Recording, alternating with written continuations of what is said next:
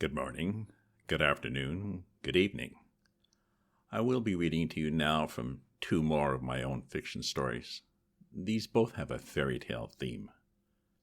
For the first, written in 2022, the challenge was to write a story that examined how a character manages their stress. 1,000 words max. A random character generator was used to give them 3 character traits. I got the traits of naïve, caring, and coarse. Decided to do as 3 separate characters. I like writing to a variety of challenges and have done over 100 of these so far. You can read all my short stories via my website at ravensview.ca. Here's the first story. The Trio. With a bang, the door of the truck flew open and all 3 of them tumbled onto the dirt road. "Oof," said Gregor. "Is good though. We are now free. Quickly, comrades, off the road and into bushes." "Oh, no, I must protest strongly," said Percy. "I'm sure they'll realize their loss and return forthwith. We must ensure there is no impediment to our rescue." Gregor lowered his bushy eyebrows and glared at his friend. "Get real. You stay, you die. Too bad." Indira shook her head. "Oh, enough of that talk, Grigorovitch. Percy, are you okay?" "Well, I'm quite all right," said Percy. I fear I may have twisted an ankle. Most unfortunate." "Good," said Gregor. "You wait. I leave. You distract them." Indira stomped a hoof. "No, we grew up together, and we will stay together. Percy, you are very trusting, but in this case you may be wrong. We should leave and avoid people." "Well, if you're sure," said Percy, I would then suggest the forest rather than that field. Better cover." "Okay," said Gregor. "Together, then. I'm biggest, so break trail. Indira next. Percy, always picky, but is good. Stay at end, cover track back up." The trio managed a slow but steady progress through the woods. Gregor grunted as he pushed his way through the thick underbush.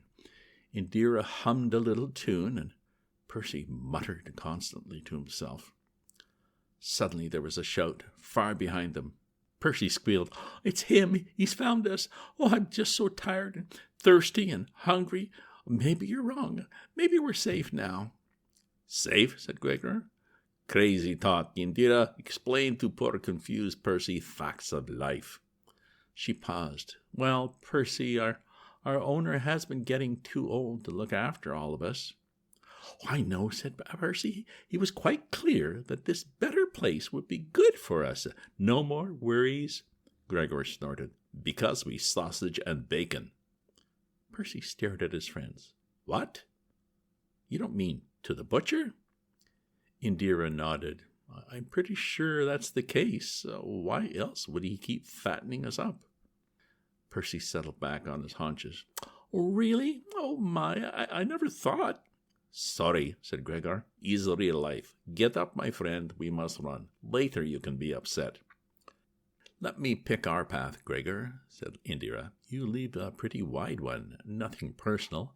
Percy, keep covering up as best as you can." "When we escape," said Gregor. "What then? Not little lost puppies somebody take home." "No," said Percy, "but maybe we'll find an abandoned farm or something. We have to keep going." Gregor was about to argue when there was another shout, much closer. Percy squealed again in panic. "That's it! He's found our trail." "So what? We are 3. He is 1, said Gregor. "Good point," said Percy. "Maybe if we look fierce, he'll change his mind and let us go." "Well, he sounds pretty excited," said Indira. And what if he has that stick? The one he used on the bull?" "Oh, I remember," said Percy. "One jab and Horace was down on his knees." "Okay, you go ahead. I can't go much faster on this ankle." "Then we fight," said Gregor. "Together." Indira raised her snout and sniffed. "I smell water, not too far. If it's shallow, maybe we can lose our trail. Let's go for it. Gregor, help Percy." So they ran, as straight as they could, Indira leading, Percy, leaning on Gregor, and the shouts behind getting closer and closer. "Come on," she shouted. "I see light through these bushes. One last push, boys." They burst through the bushes, and there it was, a wide river and a steep riverbank. Before they could stop, all three of them slid down and into the water. Percy thrashed in a panic, disappeared, and then popped up again. "Help! It's too deep. I'll drown. We'll all drown. We can't swim." Gregor nipped at his friend's side. "Calm down. Of course we can swim. All this fat, we float like ducks." "Oh, my goodness, you're quite right," said Percy. He smiled at his friends as he bobbed in the current. "Oh, would you look at me? I'm swimming." He peered back at the swiftly receding shore. Oh, and there's our owner. He sounds more upset than angry." "Well, he does have that stick," said Indira, "but we are safe for now.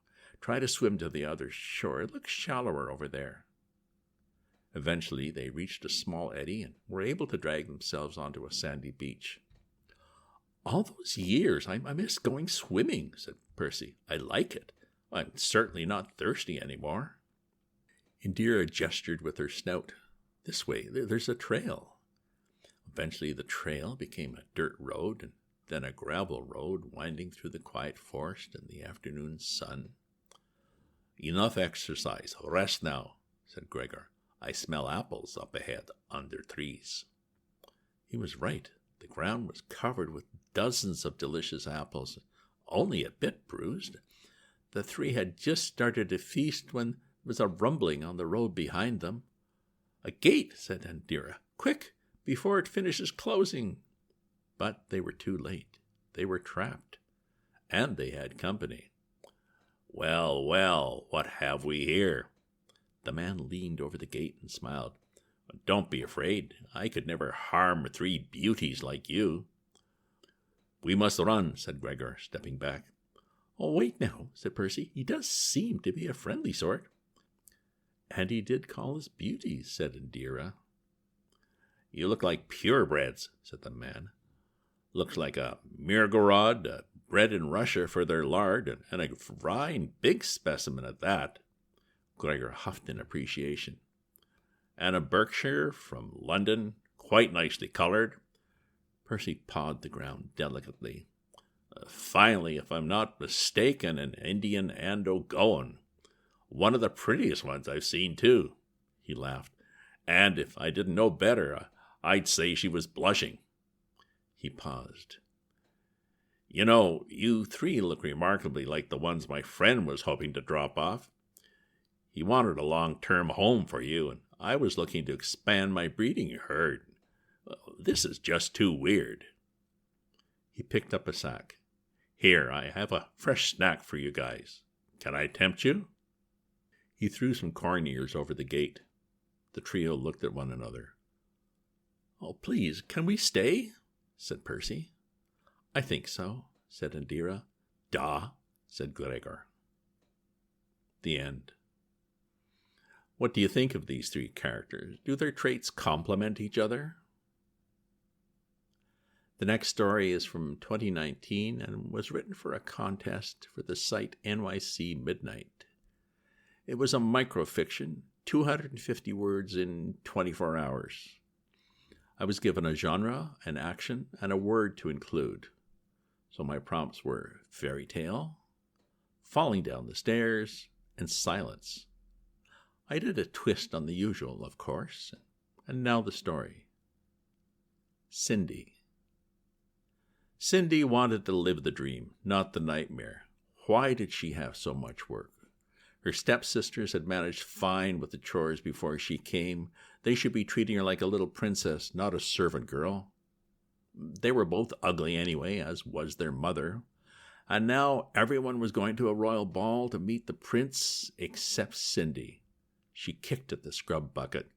"Life sucks. I need a fairy godmother." There was a puff of smoke. "That would be me, my dear." "Good timing, old lady. I must go to the ball and meet the prince, dressed up so beautifully that he is completely entranced." Her fairy godmother raised an eyebrow. "Oh, all that? Well, just until midnight. When the prince led her into the ballroom, there was silence for a moment, as all marveled at her beauty. At a signal, the music resumed, and he swept Cindy into a waltz, then another, and another, gazing at her with adoration, whispering sweet nothings in her ear. His constant praise and attention were nice at first, but she began to feel a little smothered and annoyed.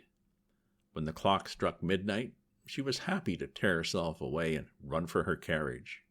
Her prince was following her, begging her to please return, until he slipped on the stairs and tumbled down end over end, landing lifeless at her feet. She gazed down at him. "Oops. Well, I heard you had a brother." The end. So, was Cindy a nice little princess? What's next for her in life? Where would you take this character? Stay tuned for more podcasts, either my own stories or some of the classics. If you subscribe to my newsletter, you'll get the next installment as soon as it's ready. If you enjoyed this reading or have some of the classics you'd like to hear, leave me a comment. And do check out my other posts on my Substack at ravensview.substack.com. Ta-ta for now.